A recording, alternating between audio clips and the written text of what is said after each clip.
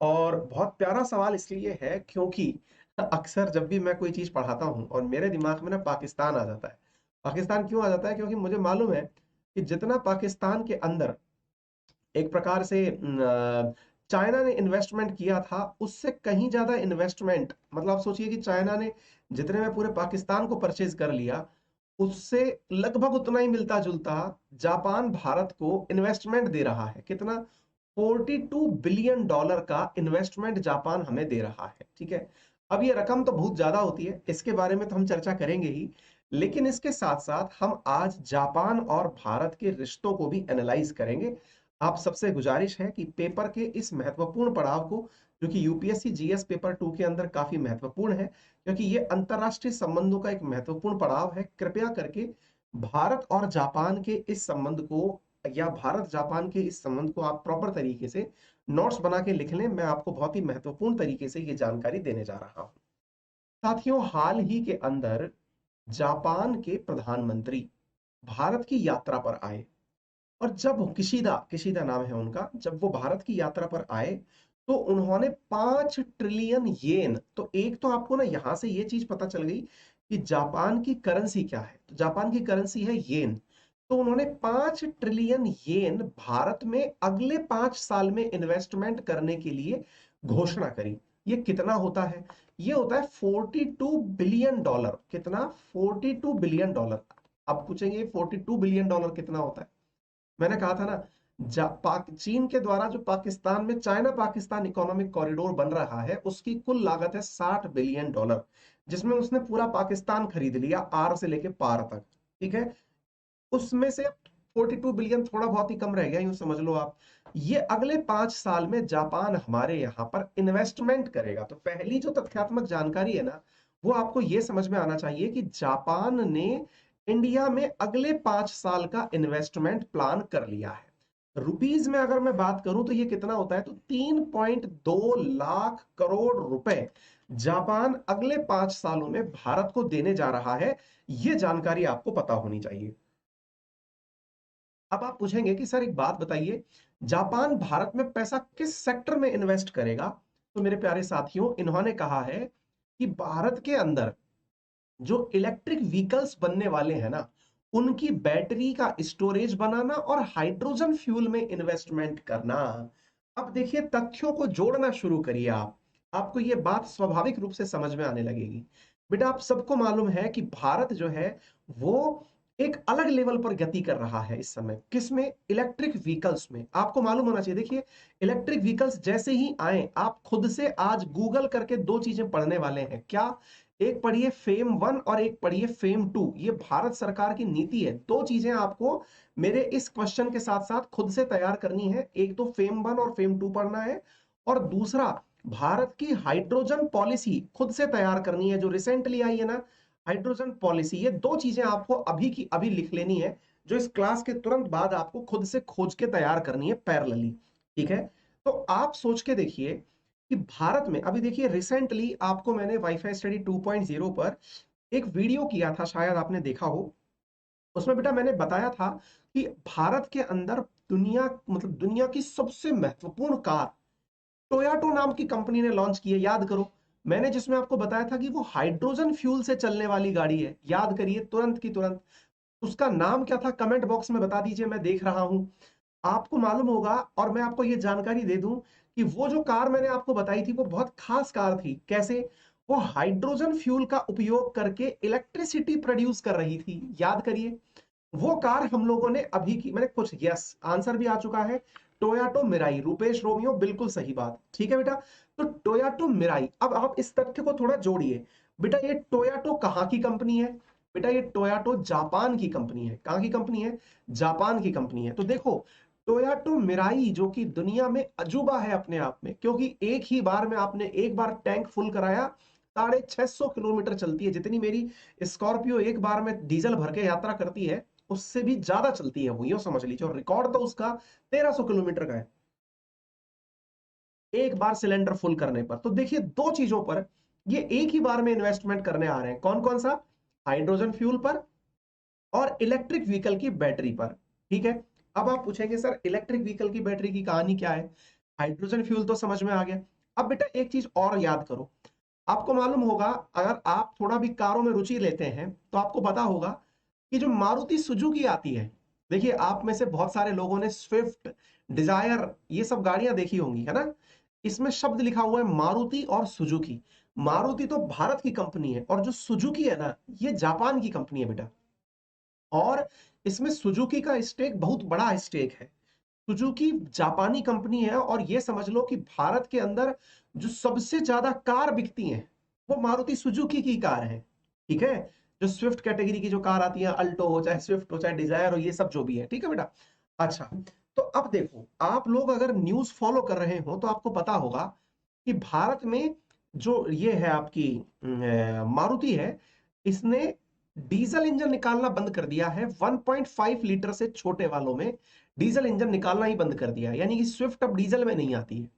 तो ऐसी स्थिति में डीजल बंद हो गया है और पेट्रोल 18 रुपए लीटर ज्यादा महंगा है डीजल के तुलना में, है ना। अगर मान लीजिए 92 के भाव बढ़ाया मैंने, 91 या 92 के भाव डीजल बढ़ाया है और उधर 108 के आसपास पेट्रोल चल रहा है, तो 16 रुपए लीटर ज्यादा चल रहा है। भविष्य में आपको भी पता है कि फेम स्कीम चलेगी, तो फेम स्कीम चलने पर जो पेट्रोल व्हीकल है उनको लोग खरीद नहीं पाएंगे, क्योंकि बहुत महंगा पेट्रोल है, मतलब कैसे काम चलेगा। ऑटोमेटिकली इलेक्ट्रिक व्हीकल्स पर जाना पड़ेगा। इसका मतलब मारुति सुजुकी की जल्दी ही इलेक्ट्रिक व्हीकल वाली गाड़ी आने वाली है। आप पूछेंगे सर एक बात बताओ, ये जो इन्वेस्टमेंट हो रहा है, ये जो जापान की प्रधानमंत्री आए हैं ये कर रहे हैं, या फिर मारुति सुजुकी की, टोयोटो की ये कर रहे हैं? बड़ा सवाल होना चाहिए ना साथियों। जब किशिदा आए यहाँ पर, जापान के प्रधानमंत्री भारत की यात्रा पर आए, फ्यूमियो किशिदा जब आए, तो मेरे प्यारे साथियों वो अपने साथ में कम से कम 40 प्रतिनिधियों को लेके आए।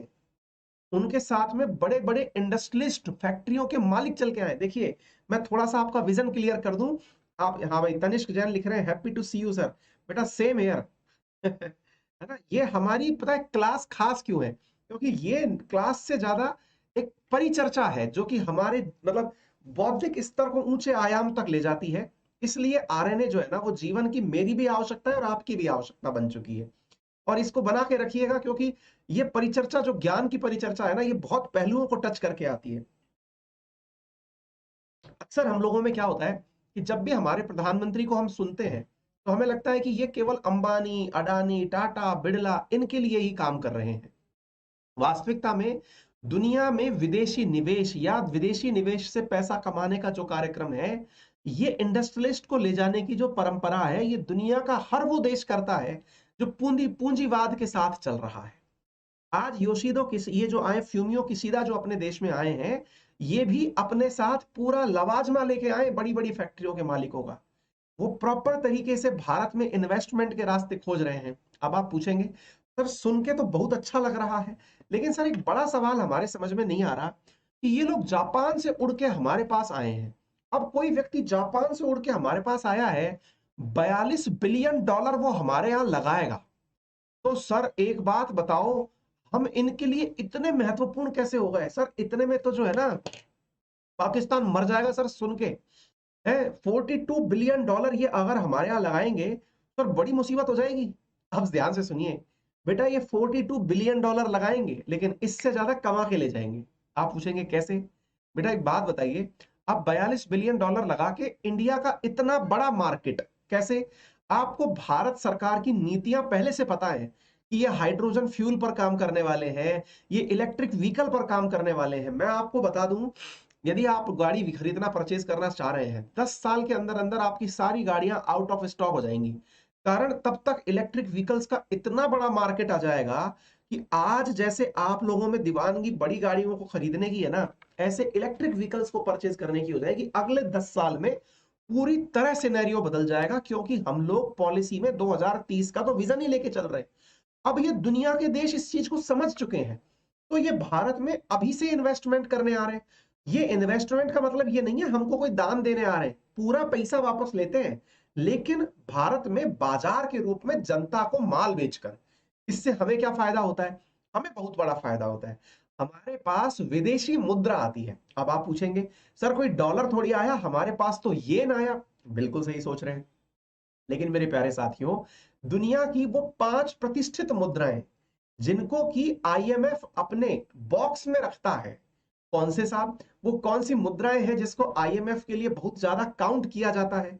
मेरे प्यारे साथियों, आईएमएफ की 5 बड़ी मुद्राओं के अंदर जिसे काउंट किया जाता है उसमें जापान की येन, चीन की रेनमिनबी, पाउंड स्टर्लिंग ब्रिटेन की, डॉलर अमेरिका की और यूरो यूरोप की, ये सब शामिल है। इनकी वजह से जो है ना, एक प्रकार से समझिए कि जितना भी दुनिया भर का जो स्टॉक एक्सचेंज, आप समझिए जब हम बोलते हैं कि हमारे पास फॉरेक्स बढ़ गया है, तो इसका मतलब हमने विदेशी मुद्रा अपने पास बढ़ा ली है। क्लियर? तो उम्मीद है आपको ये जानकारी भी आप समझ में आ गई होगी। तो पिक्चर क्लियर करते करते चलिए और फिर आगे बढ़िए। अब आपके मन में अगला सवाल आएगा कि सर, भारत में आ गए, किसी दो साहब ने बढ़िया इन्वेस्टमेंट कर दिया, आपने हमें बता भी दिया, सर ये अचानक हम पर मेहरबान हुए हैं कि इससे पहले भी कभी मतलब इतनी दीवानगी देखी गई है? बढ़िया सवाल। तो देखिए, अब आप इस आंसर को अपने पास और लिखिए। बेटा, 2014 से 2019 के बीच में जापान में जब शिंजो आबे हुआ करते थे, तब उन्होंने 3.5 ट्रिलियन डॉलर इन्वेस्ट किया था। कितना इन्वेस्ट किया था बेटा? 3.5 ट्रिलियन डॉलर भारत में इन्वेस्ट किया था। अब कितना हो रहा है बेटा? अब अगले 5 सालों के लिए, यानी कि 2022 से 27 पकड़ लीजिए, तो 5 ट्रिलियन डॉलर इन्वेस्टमेंट हो रहा है। बात समझ में आई आप सभी को? सर ये इतना पैसा कहां चला गया? ट्रिलियन येन है, माफी चाहूंगा मैं, ये येन है, येन, माफी चाहूंगा, बार बार मैं डॉलर भूल जा रहा हूं, ये येन है। ठीक है बेटा? मतलब डॉलर में तो ये वाली करेंसी है। 5 trillion yen is equals to 42 billion dollar. ठीक है? अच्छा, अब आप पूछेंगे सर एक बात बताइए, सर आदित्य ठाकुर लिख रहे हैं वॉइस वॉइस वॉइस, और आरएनए को देखे बिना नींद नहीं आती, एजुकेशन आरएस को। बहुत बढ़िया, विद्यार्थी सुन तो रहे हैं, मुझे ऐसा लग रहा है कुछ विद्यार्थियों को देखने करने में या फिर आवाज में थोड़ी दिक्कतें आ रही हो, थोड़ा मैनेज कर लो भाई। हम भी बहुत कुछ मैनेज करके आपकी क्लास ले रहे हैं, आप भी थोड़ा बहुत अपनी नवाबी जो है ना वो मैनेज कर लीजिए पढ़ने के लिए, है ना? कॉम्प्रोमाइज जो है ना वो पढ़ाई का सबसे प्रारंभिक रूप है। मतलब जो व्यक्ति पढ़ाई के लिए थोड़ा बहुत ऊपर नीचे करना सीख जाता है ना, वो जीवन में बहुत आगे बढ़ता है। थोड़ा कान पे जोर दे लो, थोड़ी आप मतलब कान में ढेपी लगा लो, और तो क्या कर सकते हैं, आपके लिए हम भी कष्ट कर रहे हैं, आप भी कर लें। अच्छा, अब एक सवाल और बनता है, सर एक बात बताइए कि ये जब आए तो इन्होंने 5 ट्रिलियन येन भारत में इन्वेस्ट करने का प्लान बनाया? बोले हाँ साहब। तो एक चीज हमको सर समझ में आ नहीं रही कि इतना पैसा ये लगा रहे हैं, ये कौन सी बार भारत के साथ यात्रा हो रही है या बातचीत हो रही है? तो पॉइंट याद करना बहुत इंपॉर्टेंट है। ये 14वीं एनुअल मीटिंग है बेटा। कौन सी है? 14th एनुअल मीटिंग थी भारत की जापान के साथ। बहुत अल्टीमेट बात बता रहा हूं मैं आपको। इसके अलावा मैं आपको बता दूं, इनका आना प्रस्तावित था। देखिए, 2019 तक के लिए इन्होंने हमें पैसे पहले ही 3.5 ट्रिलियन येन दिए थे, जिसमें बुलेट ट्रेन भी शामिल है। याद आया? तो ऐसी स्थिति के अंदर मेरे प्यारे साथियों, ये जो बुलेट ट्रेन वाली कहानी है, हाँ भाई, एक विद्यार्थी कह रहे हैं सर आवाज बढ़ा दीजिए। देखिए, मैं कोशिश करता हूं भाई आपके लिए, अगर कोई तरीका निकल जाए, हालांकि आवाज फुल है, फिर भी एक बार के लिए मैं इसको ऐसे बढ़ा देता हूं, क्या पता इससे कुछ थोड़ा बहुत फर्क पड़ जाए। ठीक है? हालांकि कोशिश की गई है, वो कितनी कामयाब रहती है ये तो आप ही बताएंगे। ठीक है, चलिए, तो अब आगे की बात सवाल में आती है। बोले सर एक बात बताइए, 19 के बाद में ये 22 में जाके क्यों पहुंचे? मैंने कहा यार ये तो सबको पता है, बीच में कोरोना आ गया था यार, ऐसे क्या कर रहे हो? बोले हाँ सर कोरोना आ गया था, लेकिन एक चीज और बताऊं, भारत में सिटीजनशिप अमेंडमेंट एक्ट को लेकर के जो प्रोटेस्ट हुए थे ना, सीएए को लेकर जो प्रोटेस्ट हुए थे, उन प्रोटेस्ट के कारण भी जापान भारत नहीं आया था। यानी ये जो इन्वेस्टमेंट है 2019 से 24 के बीच का था, जो हमें अब 22 से लेकर 27 के बीच में मिला है। यानी कि जो 5 साल है ना, उसमें 2 साल हम घाटे में चल रहे हैं अभी ऑलरेडी, क्योंकि कोरोना ले बैठा कुछ तो, और कुछ हमारे देश में हो रहे प्रोटेस्ट ले बैठे। अब आप मुझे बताइए कि जो प्रोटेस्ट करते हैं लोग हमारे देश में, वो देश के शुभ चिंतक हैं कि वो गैर चिंतक हैं? आप सोच के देखिए कि उनकी वजह से भारत में आता हुआ इतना बड़ा निवेश रुक गया। आपको मालूम होना चाहिए, जब विदेशी ताकतें आपको सीधे सीधे नुकसान नहीं पहुंचा पाती, तो फिर वो ये इनडायरेक्ट तरीके अपनाती हैं। आप सोच के देखिए कि जिस समय प्रोटेस्ट हो रहे थे, क्या आज तक उस कार्य में कोई परिवर्तन आया? सीएए आज भी वही है जहां पहले था। लेकिन ये प्रोटेस्टर्स कहां चले जाते हैं, जो उस समय इतना जबरदस्त अंतरराष्ट्रीय मीडिया में छाए हुए थे? अब वो सब गायब है। इसके पीछे विदेशी ताकतों का हाथ होता है। बहुत बार ऐसी चीजें देखी गई हैं, डॉक्यूमेंट की गई हैं, लेकिन भारतीय राजनीति में इन बातों को बोलना अपने आप में किसी द्वंद्व से कम नहीं होता है, इसलिए लोग केवल राजनीति कह के रह जाते हैं। लेकिन बहुत सारे ऐसे हाउसेस, मीडिया हाउसेस इस बात को रिपोर्ट करते हैं, बोलते हैं कि इन सब चीजों के पीछे विदेशी ताकतों का वो हाथ होता है जिससे कि देश को अस्थिर दिखा दिया जाए, जिससे भारत जैसे देश में निवेश बाधित हो जाए। आई बात समझ में? तो मेरे प्यारे साथियों, ये सब बातें जो है ना आपको समझ में आनी चाहिए। उम्मीद है कि ये सब बातें क्लियर हो गई हों। ठीक है बेटा, चलिए अब एक बात और मैं आपको बताता हूं। यहां पर जानकारी आपको ये मिलनी जरूरी है कि भारत और जापान मित्र हैं, ये तो हमको पता है। लेकिन क्या आपको पता है कि अगले साल जो है ना, वो हमारे पास में कौन आ रहा है? अगले साल नहीं, अगले महीने चीन के विदेश मंत्री भारत आ रहे हैं। वांग वी चीन के विदेश मंत्री भारत आ रहे हैं। और जब वो भारत आ रहे हैं तो भारत की चीन से जो अपेक्षाएं हैं वो जग जाहिर होना बनता है। और जब वो वांग वी भारत आ रहे हैं तो ऐसी स्थिति में भारत ने किशिदो के साथ बातचीत करते हुए कहा कि देखिए चीन वाले आ रहे हैं। देखो, चीन और जापान दुश्मन है, एक नंबर के कट्टर दुश्मन है। अब चीन वाला व्यक्ति भी भारत आ रहा है? तो जब चीन का व्यक्ति भारत आ रहा है तो किशिदो को भारत ने आश्वस्त किया कि जब तक जो एलएसी पर जो भी एक्सगर्शन कर रखा है इन लोगों ने, या एलएसी पे जिस प्रकार से चाइनीज लोगों ने स्थिति बिगाड़ रखी है, वो जब तक नॉर्मल नहीं होती, हम चीन के साथ किसी भी प्रकार की रणनीतिक वार्ता में आगे नहीं बढ़ेंगे। यानी किशिदो को हमने आश्वस्त कर दिया कि आप मस्त रहिए, बढ़िया रहिए, हम कोई भी दिक्कत नहीं करने वाले। याद रखिएगा, ये 14वीं भारतीय जापान की कौन सी समिट थी? एनुअल समिट थी बेटा। ठीक है, भारत के और जापान के रिश्तों के बारे में अगर मैं आपको बताऊं तो भारत और जापान के रिश्तों की शुरुआत 1952 में हुई थी, 1952 में, जब हमने एक दूसरे के साथ डिप्लोमेटिक रिलेशन स्थापित किए थे। हमने ग्लोबल पार्टनरशिप 2000 में की, 2006 में हमने स्ट्रेटेजिक एंड ग्लोबल पार्टनरशिप की, 2014 में special strategic and global partnership की, 2022 में हमने अपनी 70वीं एनिवर्सरी मनाई। ठीक है ना? तो ये जो 2006 वाले रिश्ते थे, इन्हीं की अभी 14वीं समिट थी जो आप लोगों ने देखी है। क्लियर बेटा? अच्छा, अब एक सवाल और निकल के आता है। सर एक बात बताइए, जापान के बारे में सुना जाता है अक्सर कि ये अमेरिका का मतलब एक तरह से बिल्कुल सगा मित्र है। हमने कहा बिल्कुल सही सुना है आपने। तो सर एक बात बताइए कि जब ये अमेरिका का एकदम बढ़िया वाला मित्र है, तो सर बेटा एक मिनट और रुकिए, ये जो वॉइस वाले लोग हैं ना, ये मुझे बहुत दुखी कर रहे हैं, मेरा ध्यान बटा रहे हैं। ये कोई सोची समझी रणनीति तो नहीं है? सर को डिस्टर्ब करते हैं एक बार, है? कोई बात नहीं बेटा, हम भी थोड़ा सा परेशान हो लेते हैं आपके लिए।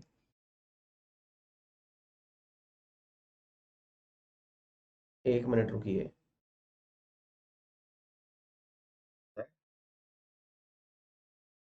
Hello hello hello hello hello hello. हाँ, ठीक है। जिसको फायदा पहुंचना होगा टेक्निकली आप पहुंच लिया होगा, है ना? अब बता देना भाई थम्स अप करके। ठीक है, चलो। तो अब सवाल ये बनता है कि बोले सर एक बात बताइए कि जब हम ये सारी बातें कर रहे हैं तो अमेरिका का परम मित्र है ये। कौन परम मित्र है? बोले सर अमेरिका का परम मित्र है चाइना, ये सॉरी जापान। तो जापान जब यहां आया तो क्या संभव है कि ये रशिया वाले मुद्दे पर कुछ भी ना बोला हो? रशिया और यूक्रेन के मुद्दे पर ये कुछ भी ना बोला हो, ऐसा पॉसिबल है क्या सर? है? अब सही है भाई, हम सब कर दीजिए एक बार। अब सही हो गया है, ठीक है ना? हाँ, आज काफी दिनों बाद अंतरराष्ट्रीय विषयों पर चर्चा हो रही है, तो थोड़ी लंबी चर्चा चलेगी। आप और हम बैठ करके ऐसे बात कर रहे हैं जैसे कि किसी वीडियो कॉल पे बातचीत चल रही हो। तो मैं इसको पढ़ाने की तरीके से नहीं, मैं इस तरह से पढ़ा रहा हूँ कि आप एक प्रॉपर एंगल से डिस्कशन हो जो काफी दिनों से छूटा हुआ है ना? तो अब सवाल बना कि सर एक बात बताइए, ऐसा संभव है क्या कि ये भारत आए और आकर के अमेरिका का कोई भी पक्ष ना रखे? नहीं, संभव तो नहीं है। और हुआ भी। ये किशिदो जब आए भारत में और आकर के इन्होंने कहा कि देखिए रशिया ने ठीक नहीं किया। बोले क्या नहीं किया सर? बोले ये जो रशिया है ना, ये यूक्रेन के ऊपर यूनिलैटरली अटैक कर दिया। यार ये कोई तरीका है क्या, बताइए? अब सोचो कि एक तरफ तो एक व्यक्ति भारत को पैसे दे रहा है, कितने? 42 बिलियन डॉलर तो पकड़ा रहा है हमको। 42 बिलियन डॉलर पकड़ा करके और हमसे कह रहा है कि देखो रशिया ने ठीक तो नहीं किया। अब आपको पता है यार कि सामने वाला व्यक्ति इन्वेस्टमेंट दे रहा है एक बार के लिए, है मतलब भारत जो है वो एक कहावत है ना, मतलब सख्त लौंडा, वो सख्त लौंडा वाली जो फिलॉसफी है ना वो शायद भारत ने अपना रखी है इस समय, कि वो वाली बात है साथ झुकेगा नहीं, वो वाली सीन क्या। भाई साहब इंडिया पैसा सामने देख करके भी अपनी नियत नहीं बदला। भारत ने कहा नहीं साहब, अपन रशिया के साथ खड़े हैं। रशिया के साथ कैसे खड़े हैं, बस वो तरीका हमारा अपना है। हम एक ही चीज जानते हैं, अगर विवाद है तो यूएन चार्टर के आधार पर बैठ करके बात मिलाइए, या फिर दोनों देश आपस में बैठकर मसले को निपटाइए। तीसरा देश उन दोनों के बीच में किसी भी प्रकार की बातें करने के लिए उठकर ना आए। हम अपना स्टैंड क्लियर रखते हैं। सोच के देखिए कि भारत ने कितना महत्वपूर्ण रूप से अपने आप को डिप्लोमेटिकली जापान के सामने रखा। आप जान के आश्चर्य करेंगे कि इस समय इमरान खान जो है ना, वो पाकिस्तान की रैलियों में खड़े होकर के भारत की विदेश नीति की तारीफ कर रहे हैं। वो कह रहे हैं कि भारत की विदेश नीति अपने आप में बड़ी ही स्वतंत्र प्रवृत्ति की है, और ऐसी प्रवृत्ति की भारत की विदेश नीति है कि इसे दुनिया के किसी भी देश का कोई डर नहीं सताता। जहां अमेरिका और यूरोपियन यूनियन दुनिया के हर देश पर पाबंदियां लगा रहे हैं, वहीं भारत रूस से तेल परचेज कर रहा है। मैंने पढ़ाया है आपको ये वाली न्यूज, है ना। वहीं दुनिया के तमाम देश पाकिस्तान जैसों को जीने नहीं दे रहे, वहीं भारत जापान से भी इन्वेस्टमेंट ले रहा है, रशिया से तेल खरीद रहा है। अमेरिका ने S-400 पर कुछ करने की हिम्मत नहीं रखी। स्कॉट मॉरिसन साथ बैठे हुए हैं, चाइना वाले हमारे पास मिलने आ रहे हैं। अगले महीने मई के अंदर प्रधानमंत्री नरेंद्र मोदी जापान जा रहे हैं, उसके बाद क्वाड समिट के अंदर बाइडेन के साथ बैठक करेंगे। सोच के देखिए कि दुनिया भर के अंदर भारत कितना महत्वपूर्ण हो गया है। यानी कि आप भारत को धमका भी नहीं सकते, भारत को इग्नोर भी नहीं कर सकते। यार ये कितनी बड़ी बात है। क्या आप मेरी बात समझ पा रहे हैं? ये जो चीज है ना, ये आपको समझ में आनी चाहिए कि भारत ने अपनी बातों को इतना सकारात्मक रूप से रखा है कि इसकी आने तारीफ वाले अंतरराष्ट्रीय 5 रूप से वर्षों की है। में 5 ट्रिलियन येन, 5 ट्रिलियन येन मतलब करीब 3,20,000 करोड़ रुपए का नया टारगेट तय किया है। आप सभी जानते हैं कि पिछले कुछ सालों में भारत ने व्यापक आर्थिक रिफॉर्म अपनाए हैं और ईज ऑफ डूइंग बिजनेस में बड़ी छलांग लगाई है। आज Bharat make in India for the world के लिए असीम संभावनाएं प्रस्तुत करता है। इस संदर्भ में जापानीज कंपनीज बहुत समय से एक प्रकार से हमारी ब्रांड एम्बेसडर्स रही है। हमारे बीच टेक्नोलॉजी और इनोवेशन सेक्टर्स में पार्टनरशिप में नए आयाम जुड़ रहे हैं। हम जापानी कंपनीज को भारत में अनुकूल माहौल उपलब्ध कराने के लिए प्रतिबद्ध हैं। आज लॉन्च किया गया India Japan industrial competitiveness partnership roadmap इसके लिए एक कारगर मैकेनिज्म सिद्ध होगा। उम्मीद है कि आपको प्रधानमंत्री नरेंद्र मोदी का भाषण प्रॉपर तरीके से समझ में आ गया हो कि किस प्रकार की बात हुई है। ठीक है बेटा, तो उम्मीद है आप लोगों ने भारत का और जापान का ये जो अंतरराष्ट्रीय स्तर पर हुई जो बातचीत है, इसको प्रॉपर तरीके से सुना होगा। साथ में और क्या बातें हुई जरा वो भी सुन लीजिए। एक मिनट।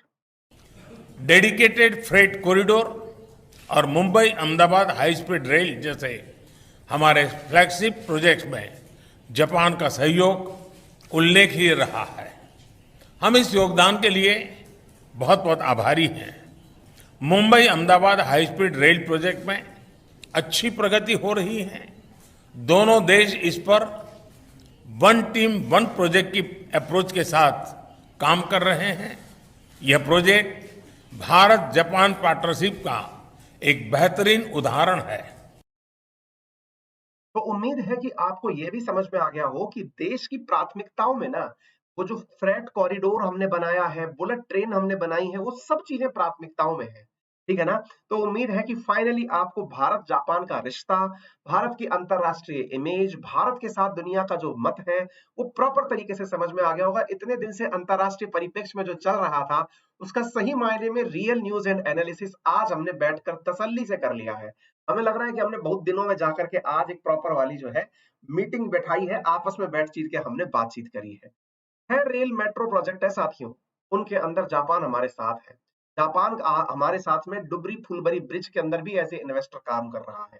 साथियों, भारत के अंदर जापान का इन्वेस्टमेंट बहुत इंपॉर्टेंट मायने रखता है और आगे आने वाले समय में भारत और जापान बहुत ही स्ट्रेटेजिक रूप से वार्ता करेंगे। आपको मालूम होना चाहिए हम कॉमन रूप से क्वाड मेंबर्स भी हैं, मालाबार एक्सरसाइज भी हम साथ मिलके करते हैं, तमाम चीजों के अंदर हम साथ में हैं।